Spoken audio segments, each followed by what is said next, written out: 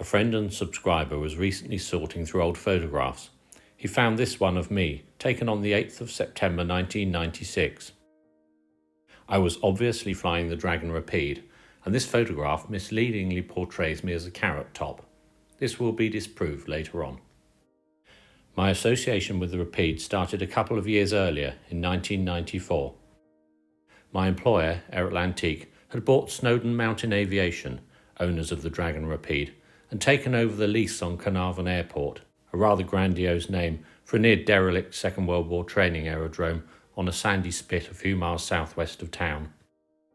Somewhat appropriately, I started my duties on the 1st of April, and North Wales, being a popular holiday destination, was kept busy flying passengers in the Cessna 172. Later in the summer, I was promoted to flying the Rapide. I suppose I had a couple of hundred hours on tailwheel aeroplanes at the time, mostly Cubs and Champs, and the Rapide proved quite easy to fly. In fact, taxiing was the oddest thing, but that was just a matter of technique. By the end of September, the season was over, and I was summoned back to Coventry. I suppose the consolation prize was the type rating on the Dakota, but it had been a great summer holiday. Unfortunately, I was also tasked to fly, pretty much full-time for the next 12 months, a Piper Chieftain on aero survey. It was quite good fun, but it wasn't really what I wanted to do. It is often said that the devil takes care of his own, and in early 1996 there were certainly several strokes of good luck. During a gale, one of the hangar doors became detached and landed fair and square on the beastly Chieftain, grounding it for months. Almost concurrently, a large crude oil tanker, the Sea Empress, ran aground just outside Milford Haven in southwest Wales. Air Atlantic operated 9 Douglas Dakotas in a dedicated oil dispersant role. All 9 were dispatched to Haverfordwest Aerodrome, where we spent the following fortnight flying hundreds of sorties to help contain the mess. The following month I was informed that the Rapide was going to be based at Coventry for that year, and I was to be its dedicated pilot. In fact, I was to fly it regularly for the next 3 summers, but one of the highlights of 1996 was taking part in the Heathrow 50th anniversary Flypast.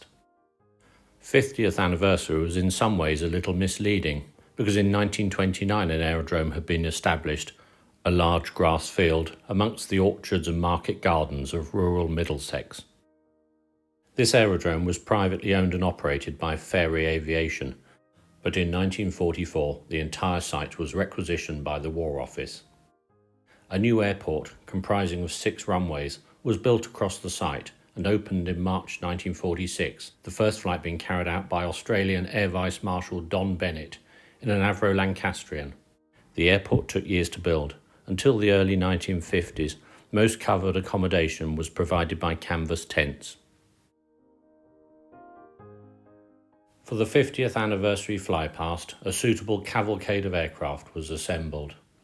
As well as the Rapide, Air Atlantic provided a Douglas Dakota and the DC-6.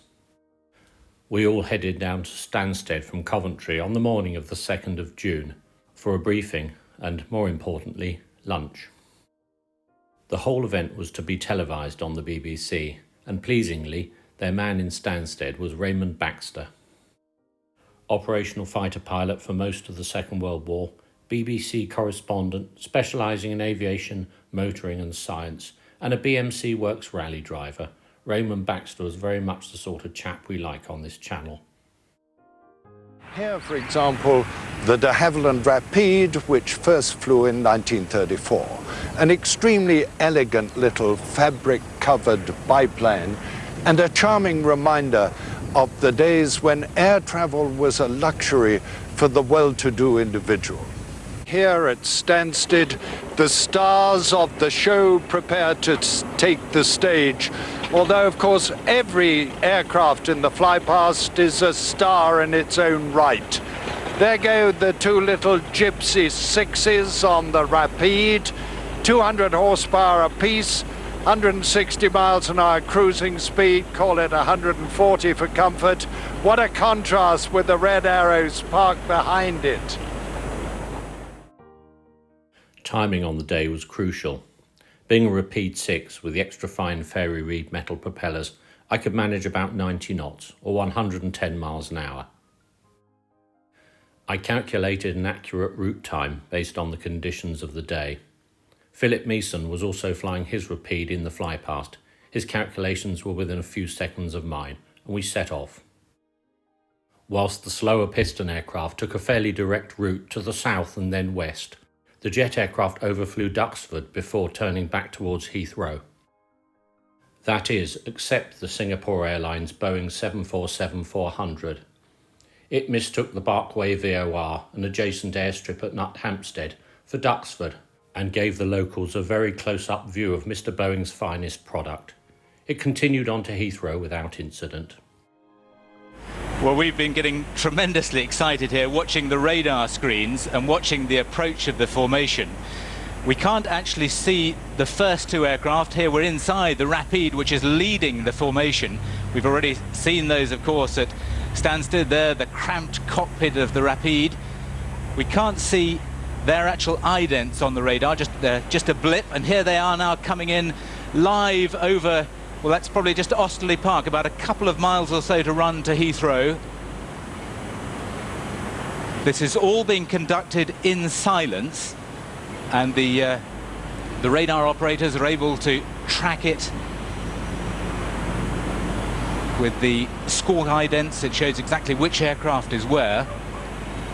Tremendous sight of all the aircraft. They're all a long way out, and there's the Lancaster coming in at 150 knots, 300 feet above the ground. The City of Lincoln from the Battle of Britain Memorial flight, which has come up from behind, underflying the Rapides, to eventually lead the formation as it crosses the threshold. And there it goes.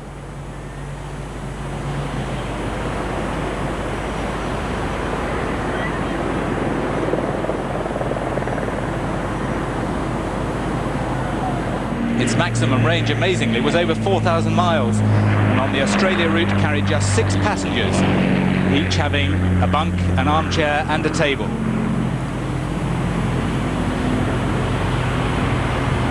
Even so, conditions on board these converted bombers lack the elegance and luxury of the old pre-war flying boats of Imperial Airways.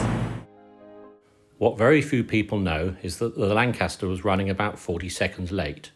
It was meant to overtake us about 2 miles before Heathrow, but in the event only caught us up at the boundary fence. I was wondering where it got to. The Rapide started vibrating, and I wondered if the exhaust was coming loose. I was quite pleased to see the Lancaster pass underneath, because that explained all the dreadful racket. And the two de Havilland Rapides. Like the Lancaster, this robustly designed aircraft flew in both civil and military colours. During the war it flew with the Royal Air Force's the Domini, but by 1945 it was already looking fragile next to the all-metal monoplanes being built in the 1940s.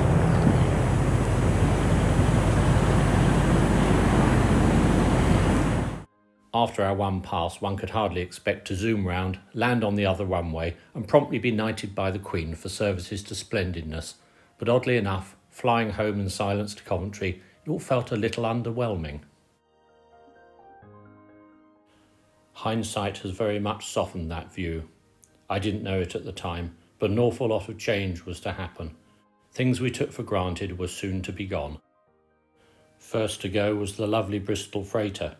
It had been recovered from Canada in 1994, but 3 weeks after the LID meeting, the middle of July 1996, it was written off in a take-off accident, fortunately without injury. The Vickers Viscount, the most successful of all British post-war airliners, stopped flying passengers in 1996. A few soldiered on flying freight for a couple more years, but then they were gone.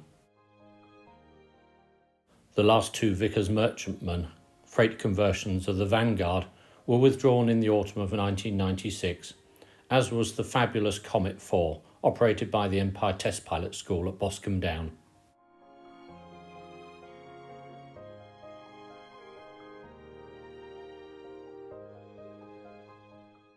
By 1999, the Handley Page Herald and the BAC 111 had both been consigned to history.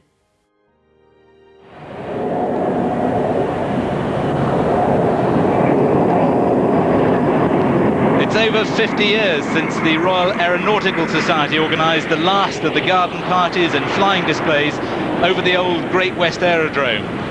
This big Concorde formation, which is being flown for the first time, is in dramatic contrast to the wood and canvas biplanes that delighted spectators of an earlier age.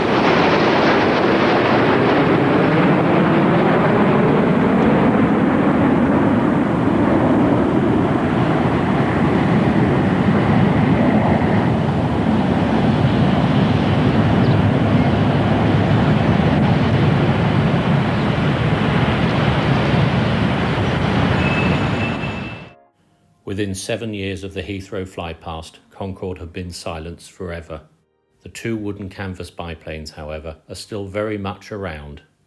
Philip Meason's machine is having an overhaul at present, but my old machine, that I last flew in 2001, is now at Duxford and still used for pleasure flights. Long may it continue. Thank you for watching.